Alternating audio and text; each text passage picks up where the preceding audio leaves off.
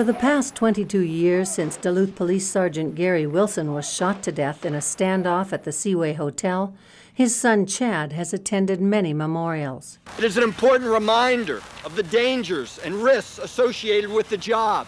The ceremonies and the monuments like this at Duluth City Hall are a constant reminder of the dangers of police work. Gary's death was the most traumatic thing for everybody on this department, and obviously his family and friends. Chad Wilson was 6 years old when his father died.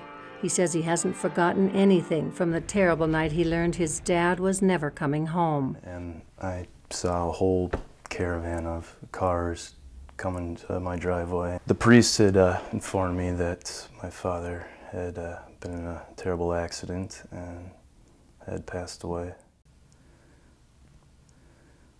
I think about how my life would probably be so much different if that had not happened.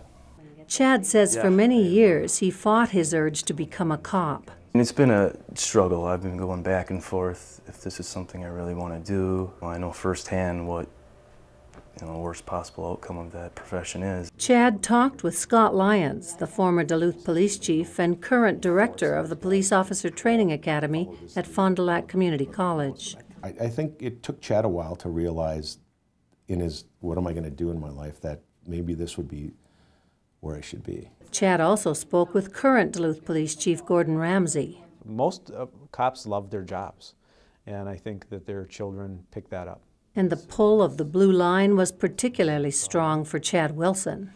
His grandfather was a police officer, Harold Bozo Wilson. There was only one Bozo Wilson. If you lived in and around Woodland or Rice Lake Township, you knew Bozo Wilson. He's the community policing guy of the 60s. He knew everybody in Rice Lake Township and the townships around.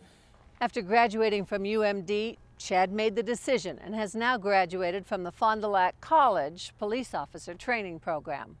This is something I want, and I'm willing to do what it takes to follow in his footsteps. I thought that he would be proud of me. And unfortunately, Gary doesn't get to see Chad do that, and I hope, in the next year that Chad can find a job in this profession. I think he's going to be very good at it.